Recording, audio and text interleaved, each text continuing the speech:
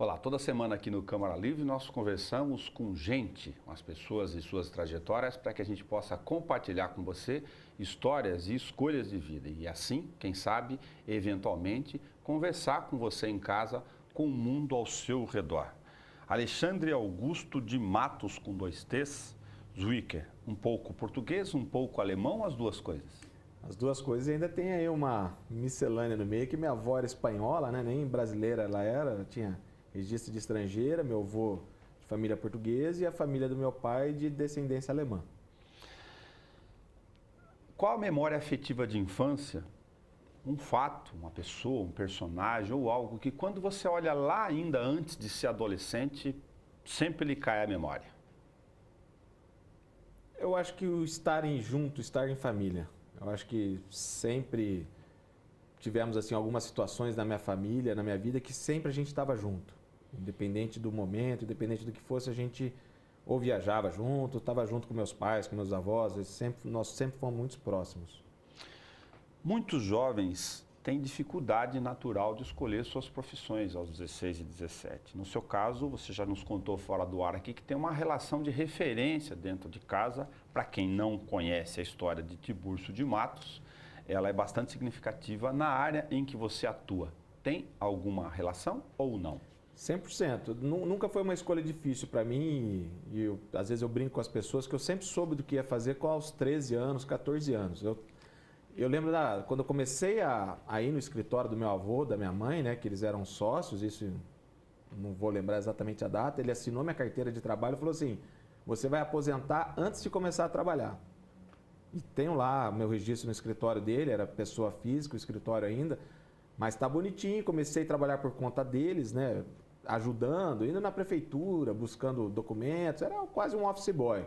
Mas foi meio que apaixonante. Aí assisti várias audiências com a minha mãe, com o meu avô, e isso foi uma porta aberta aí para mim para entrar nessa área do direito. Foi meio que apaixonante mesmo. Só que no teu caso tem um outro elo bastante forte, que é a relação com esportes e o teu pai. Você também poderia, e de certa forma migrou nos dois caminhos. Migrei, mas foi uma escolha difícil. Só que na época que meu pai sempre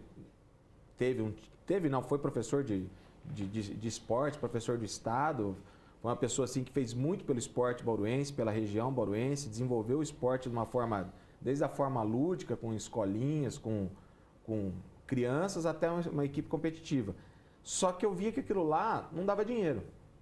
Assim, por mais naquela época que eu via, e não é que eu seja ganancioso, mas a gente sabe a parte boa da vida, que às vezes é você ter um certo conforto. Não é questão de ser rico, mas é questão de você ter um certo conforto. E o esporte naquela época era muito amador. Hoje o esporte, se você pegar qualquer equipe de competição, ela é extremamente aí profissional. Ela tem várias situações profissionais. E na época não era. E eu acho que o direito também, eu sempre gostei muito de ler. Eu lia com a minha mãe tinha um hábito muito forte de leitura, meu avô.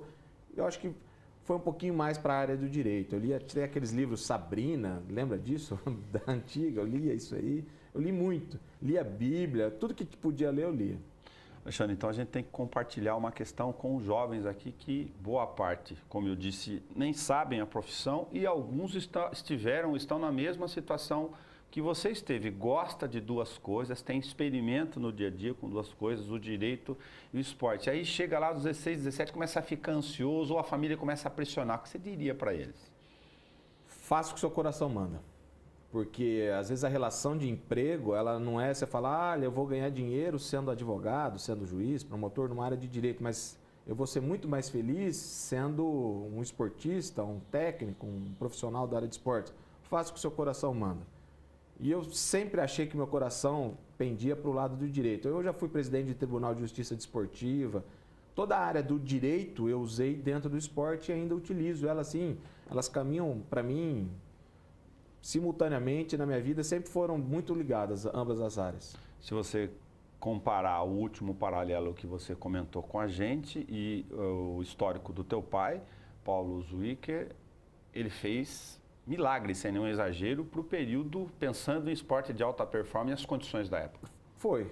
Na época, sim. Hoje, se a gente comparar com o vôlei Bauru, com o basquete Bauru, com a BDA, são estruturas aí fantásticas. Tem desde o roupeiro até um técnico de ponta. E antigamente não tinha nada disso. Não tinha nem transporte. Quem dava um transporte era um amigo da família que tinha uma escola, uma autoescola, que emprestava um ônibus de teste para levar a equipe da Luso. Mas aí tinha o presidente da Luso também, que era muito envolvido, o seu Rodrigues. Assim, eu acho que tudo conspirou para dar certo aquele momento do esporte bauruense. E o esporte bauruense na Luso, na época, era extremamente competitivo. Tinha o basquete muito forte, o Bauru Basquete, que é hoje, na verdade, teve origem lá atrás na Luso. Depois tem a natação muito forte, tinha o vôlei muito forte. Desde quando você jogava vôlei na sua vida, a relação com a questão do esporte e o polo aquático? O engraçado, assim, quando eu estudei no Silvério São João na época do ensino médio. Da 5ª à 8ª série, eu estudei no Silvério.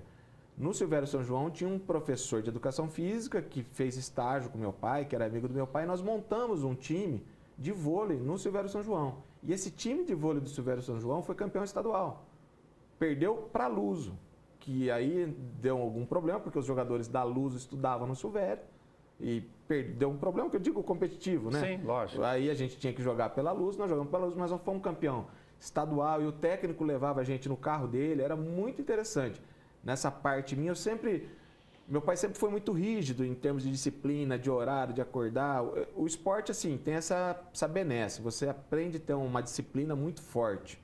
Isso é bom, eu acho que é interessante. Não uma disciplina voltada para um mau olhar, mas acordar, ter horário de treino, ter horário de dormir, isso eu acho interessantíssimo. E teve uma época da minha vida, um pouquinho mais para frente, aos 14, não, antes, né? Há uns 13 anos, eu comecei a jogar polo. Um amigo falou, vamos lá que tem polo aquático no BTC. Meu pai jogou polo aquático. Foi a primeira equipe de Bauru, o time do meu pai. E aí eu fui lá assistir. O técnico também tinha feito estágio com meu pai. Eu acho que até o Luiz Fernando, o Nando, me levou na época. Eu não lembro exatamente por que fui lá. E eu joguei 2 campeonatos paulistas na época, sub-14, sub-13, de vôlei e de polo aquático. Daí chegou uma época que não conseguia mais conciliar, porque era muita atividade, aí eu fui para o polo aquático. Você ficou um tempão na sala de aula. Bastante tempo. Começou no direito cedo, precoce, a relação com a avó e a mãe que você comentou, e escolheu primeiro a sala de aula do que o mercado aqui fora. Foi circunstância também?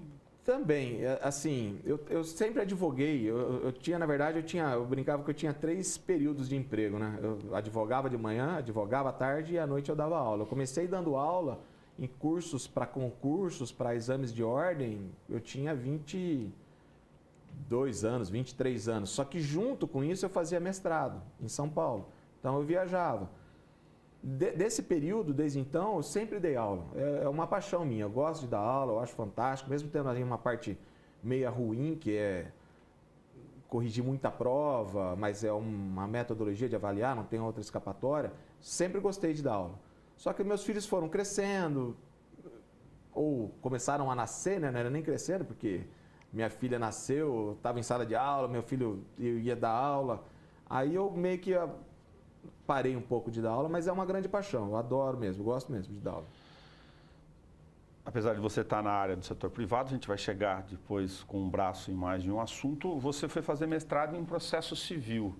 Essa é uma outra dificuldade dos jovens formandos. Como o direito tem um leque gigantesco de áreas de atuação, eu falo, espera lá, já acertei a profissão, para onde que eu vou agora? O que eu vou estudar? É complexo. Eu peguei assim, hoje você pega a área do direito, ou você é um clínico geral, que eu não acho um problema nenhum, você pode fazer todas as áreas, não vejo problema nenhum nisso, ou você pega uma área muito específica. E processo civil é uma área específica do ramo do direito, você tem que ter um conhecimento diferente do que é toda a gleba geral que você possa ter no direito. E nesse processo civil, o processo seletivo, quando eu fiz, era extremamente difícil, porque eu era o mais novo da minha turma quando eu fiz, eu fiquei amigo, eu tenho um amigo até hoje, que é desembargador, foi presidente do Tribunal de Justiça, teve grandes advogados com grandes bancas de São Paulo, são amigos meus, eu era o novatinho da turma, eles com uma experiência, com know-how. Quando eu fui fazer a prova oral do mestrado, eu cheguei achando que sabia tudo, né? Meio que arrogância, prepotência, né? Eu estudo bastante, deixa comigo. O presidente do Tribunal de Justiça era da banca, não por ele ser presidente, mas por ser professor na PUC, em São Paulo. E tinha acabado de mudar uma lei que era de embargos infringentes, a lei do agravo. Ele perguntou para mim, eu na toda inocência, né? doutor, do que o senhor gosta dentro do processo civil? Eu falei, recurso, que bom, mudou a lei, então vamos conversar sobre. Ele, na sutileza e na finesse dele, acabou com todo o meu conhecimento ali.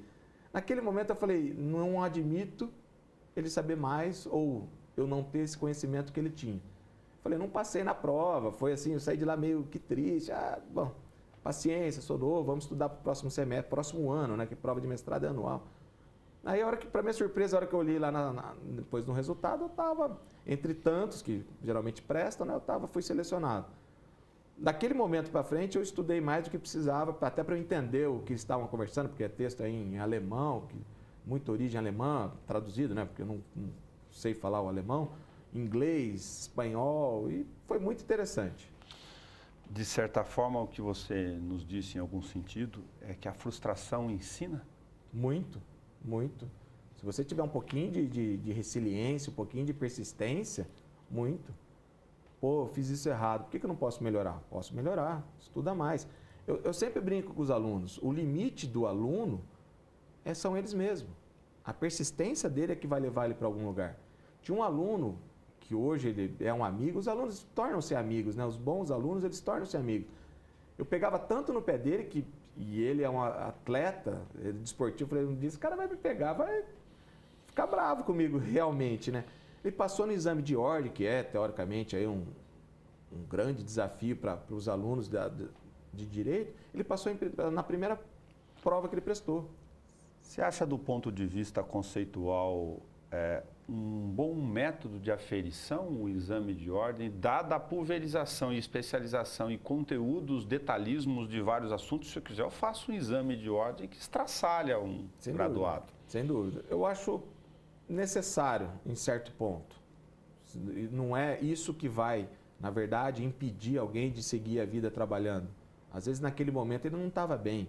Naquele momento, ele estava com algum problema pessoal, problema físico, posso estar com a dor de cabeça, posso não estar bem, mas eu acho interessante essa avaliação. Exato. Não porque esse filtro vai excluir alguém, em hipótese alguma, de forma alguma. Todo mundo tem plena capacidade de seguir para frente e ser o melhor de todos. Mas eu acho interessante, até para falar, olha, você não estudou, estuda mais um pouco, porque daqui a pouco a vida de alguém vai estar na sua mão. Eu gosto muito de algumas questões de conceito na área de direito. Eu vou escolher uma aqui, entre várias possíveis, para o nosso bate-papo, por causa da tua formação e trajetória natural com o processo civil. O recentíssimo código reformata, de certa forma, de forma mais consolidada, a questão de conciliação. E eu fico me pensando aqui o papel dos operadores de direito, nas várias funções, em relação à conciliação. Pega a Justiça do Trabalho, por exemplo. Se você não souber aplicar corretamente esse conceito, você beneficia o infrator ou eu estou exagerando? Não sem exagero nenhum. A professora minha do mestrado, que é a Tereza Alvim Vamber, a filha da Tereza Alvim, ela é uma das mãos que escreveram o código. A ideia de conciliação, ela não é nossa, né? Não é, nascemos daqui. Veio de países que já estão mais aí consolidados, essa ideia de fazer acordos. Conciliação é fazer um acordo. Fazer um acordo é transigir, é eu abrir mão um pouquinho do que eu acho que eu tenho direito. Porque o que às vezes muitas pessoas não entendem, quando eu levo para o Poder Judiciário, quando eu levo para o Estado essa decisão que eu quero ter, nunca vai ser do meu contento. Ou eu vou ganhar alguma coisa ou eu vou perder alguma coisa. Pois na mão de terceiro. Exatamente. E o Estado, quando ele avocou para si, fala, deixa comigo que eu vou tomar conta. O Estado também erra. O juiz erra. Lógico que erra. Às vezes, quando que ele erra? Na lei, não. Não hipótese alguma ele erra na lei. Não vai errar porque a lei ela tem alguns mecanismos de serem consertados alguns erros praticados pelo Poder Judiciário. Mas nem sempre o seu direito está ali dentro, expresso. E aí entra o poder do advogado, um advogado conciliador, é melhor um mau acordo do que um bom processo. Porque às vezes um bom processo demanda tantos anos que não tem mais justiça. Um processo muito longo não tem mais justiça, não tem mais aquele âmago ali de resolver aquela situação. Eu acho que perde o efeito. O que atrapalha a tua vida profissional hoje? Você está no setor privado, a gente vai chegar um pouquinho lá do ponto de vista da operação do direito. Alguns reclamam de excesso de recurso, outros reclamam do tempo, time de decisão, as duas coisas, é outra coisa. Se você pudesse tirar do caminho e falar, puxa... A má leitura. A má leitura. A má leitura dos processos. Hoje, a partir de 2014, final de 13 a 14, os processos começaram a ser virtuais, digital. Então, o processo é digital. Hoje, um sistema até tem uma certa inteligência artificial nos próprios sistemas, eles fazem muitas vezes o serviço de um servidor. Não entrou em colapso ainda o sistema judiciário, hoje não vai entrar por conta do sistema eletrônico, pelos bons servidores que tinham. Tinham pessoas excelentes, essas pessoas foram aposentando, contrata-se menos servidores, por conta que antigamente eu tinha muita gente para fazer uma demanda, hoje eu tenho menos porque o computador faz, só que a má leitura. O que atrapalha? A guia feita errada, o mandado feito errado, a citação feita errada, citou uma pessoa que não tinha nada a ver com o processo, o juiz dá a sentença, a má leitura. Porque todo mundo quer um direito à base do micro-ondas, né? 1 minuto está pronto. E não é assim que funciona, né? Teve um juiz numa dessas, quando eu comecei a fazer estágio, nem era estágio, né? Eu ia em audiência com a minha mãe de novinho, um juiz olhou para mim, assim, até hoje, ele é um professor, uma pessoa extremamente experiente, ele olhou para mim e falou assim, Alexandre, aprenda o seguinte, um bom processo precisa amadurecer. O amadurecer dele não queria dizer que tinha que demorar um grande tempo, mas às vezes as pessoas precisavam expor exatamente o que estavam querendo. É uma dificuldade. E às vezes a expressão disso é ruim. Você comentou que a BDA, que tem significativa e consolidada ação aqui em Bauru, já com raiz no Rio de Janeiro, começou em uma conversa de bar. Conversa de bar. Os irmãos Opônio, o Cláudio e o Júnior, na verdade, eles queriam fazer aí ajudar, devolver um pouco de tudo que receberam na vida aí, do grandes empresários de sucesso que são. E aí a ideia foi, vamos usar um esporte que nós fizemos como uma forma de inclusão, um mecanismo, uma forma aí de trazer pessoas que poderiam não ter uma aula de natação. Ontem eu estava conversando com meus 3 filhos fazem a BDA, jogam polo, natação, minha filha não gosta de polo, mas ela vai na natação. Perfeito. Uma aula de natação, se você for fazer em Bauru, eu não sei o valor, mas é uns 200, 300 reais. E são escolas muito boas, tem muita escola particular excelente, perfeito. Só que crianças de periferia, com baixa renda, não conseguem pagar isso. Aí o que eles fizeram? Essa inclusão dentro do esporte é uma transformação. Lá atrás eu falei aqui que o esporte ele disciplina. A criança que vai lá 2 vezes por semana, das 2 da tarde às 3 da tarde, tem horário para acordar, tem horário para dormir, o rendimento escolar dela muda sensivelmente. Se você olhar as crianças da BDA, o desempenho escolar delas melhoraram sensivelmente depois que começaram a fazer o esporte. E é a ideia deles. A BDA hoje o que é? Inclusão, transformação, e a hora que vocês estiverem prontos, vocês estão prontos. Quando eu falo pronto terminaram o colégio, terminaram a faculdade, vocês vão estar prontos para a vida. Que aprenderam a respeitar o próximo. A BDA é tudo coletivo. Aprende a dar descarga, aprende a lavar a mão. Parece coisa simples, aprende a jogar o lixo no lixo, mas não é. É um problema do brasileiro ser meio mal educado com o próprio meio, né? Essa socialização e inclusão através de esportes talvez tenha dimensões que a gente não consiga aqui fazer a leitura dela. Não faz. Eu acho que hoje, vou usar a BDA como espelho, hoje você não consegue mensurar somente uma criança fazendo esporte e indo na escola. É muito mais amplo que isso. Mas muito mais amplo que isso. Uma situação, a primeira vez que nós fomos para a Itália, eu fui junto. Com os professores, até eu tinha experiência em viagem internacional, tal, fui junto com as crianças. Foram 5 adultos e 10 crianças. Né? Chega a ser um absurdo, né? Mas o Cláudio morre de medo, prefere cada um pega na mão de 2, porque são filhos. Hoje ele trata todo mundo como filho. São filhos dele, ele morre de medo. Beleza, fomos. E uma criança que estava lá na época, hoje é atleta de seleção brasileira, é um baita de um jogador, todo alegre. No segundo dia eu olhei para ele, ele estava meio estranho. Eu falei, o que aconteceu, cara? Não, eu acho que eu tô assado. Pô, eu estava na Itália, beleza. Não se limpou direito. Parece que é coisa assim, e tinha 10 anos, né? Fui a pé comprar uma hipogloss para ele, era num lugar que a gente estava, que era estava meio fechando, na Itália fecha as coisas para o almoço, depois fechava meio cedo, fui lá, aí eu fiquei a pé, porque fui de chinela havaiana, assei meu pé, mas devolvi para ele, depois eu fiquei pensando, uma simplicidade às vezes de lavar a mão, de escovar o dente, de ir no banheiro corretamente, transforma a vida deles. O Alexandre é mais durão ou mais benevolente que o seu Paulo com a Valentino, Lu e o Theo? Ah, muito mais benevolente. Meu pai, eu não podia sentar na mesa sem camisa. Era o exército, Alemãozão. né? Ah, o exército puro. Quando eu fui prestar o tiro de guerra, o sargento, na época que estava lá, falou assim: Alexandre, meu pai era amigo deles, né? Você vai ficar convocado. Eu falei, mas não posso, estou jogando e tal. Não, não, vai ficar convocado. Aí, beleza, tal. Não fiz o tiro de guerra. Não por conta que eu não queria, eu acho que na época até faria, tranquilo. Ele falou, sabe por que eu te dei a dispensa?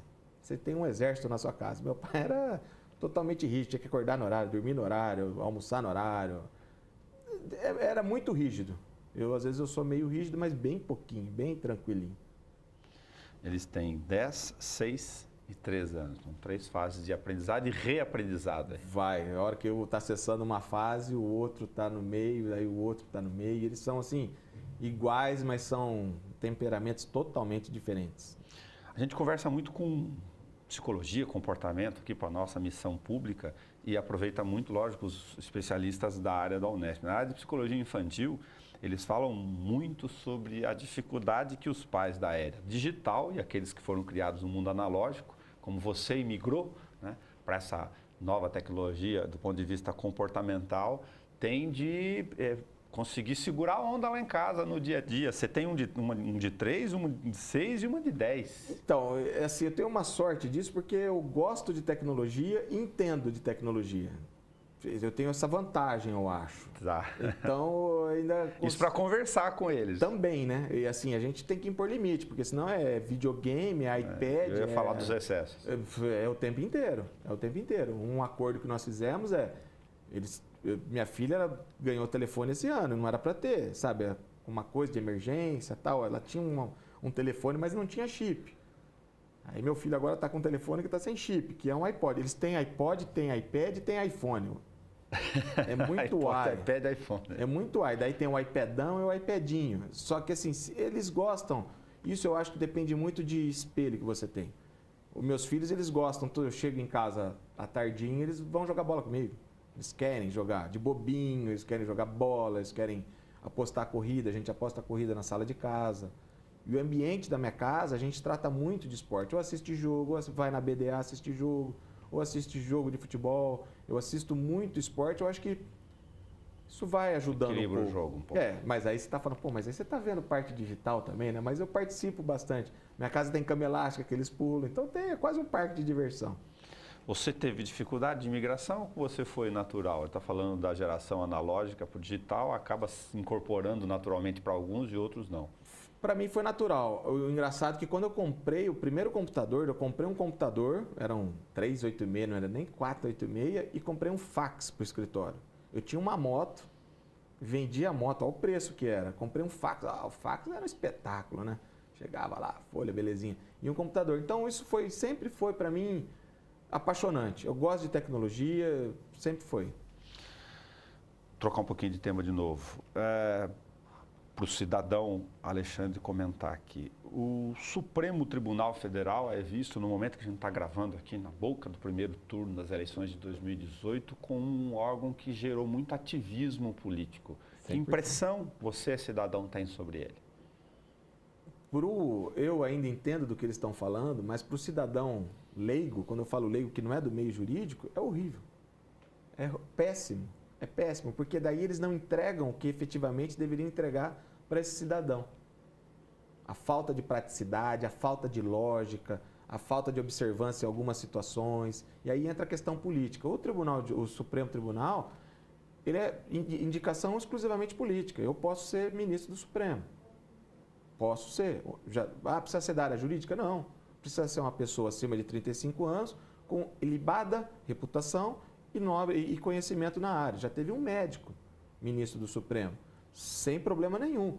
A parte do Supremo seria como se fosse a parte lá do counter law, do Supremo americano, seria para ver situações aí, não somente situações legais, mas situações práticas. O que vai atingir aquela decisão para aqui, para a parte de baixo, para toda a nação? E isso está ruim hoje. Se você olhar, eles ficam discutindo uma questão política partidária que não diz respeito ao direito.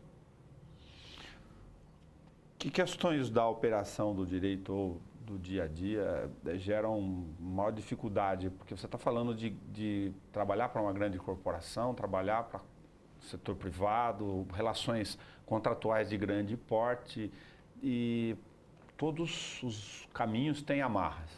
Tudo.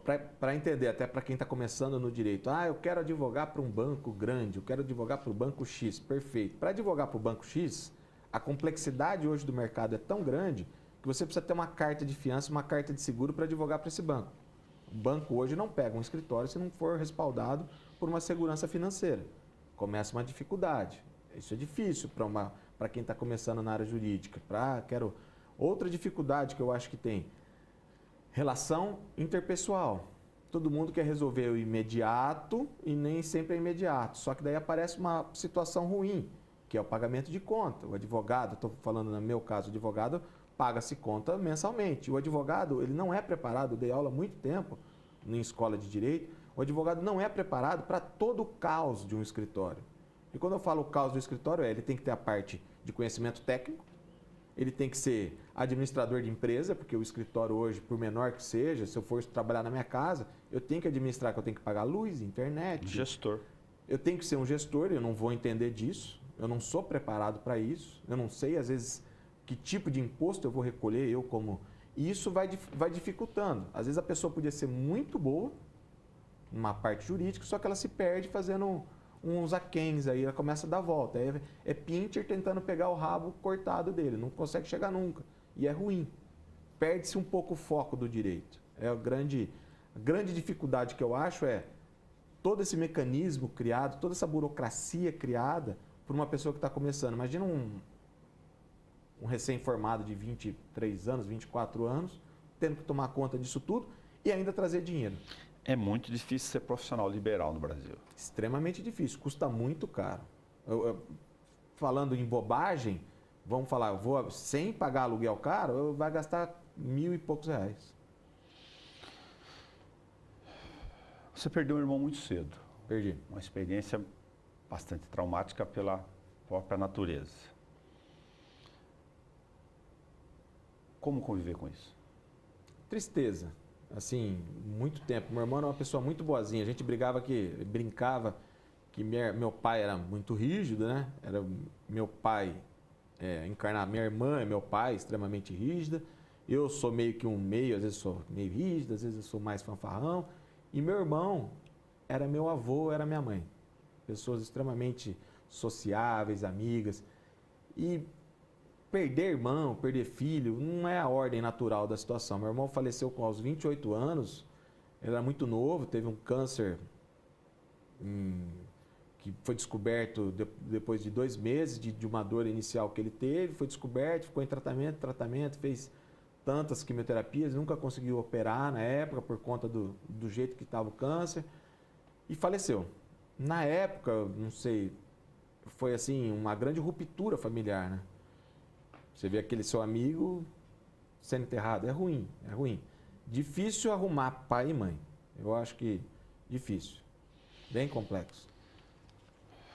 Você tem uma imagem do Rio de Janeiro certamente muito diferente da nossa aqui. Eu conheço muito pouco o Rio, basicamente como turista, e ainda assim dos pontos muito específicos. Você tem parentes lá, vai profissionalmente lá com frequência? Desde nascido nós vamos para o Rio de Janeiro. Assim, sempre fomos para o Rio de Janeiro, já foi de todos os jeitos, só não fui de trem ainda aqui.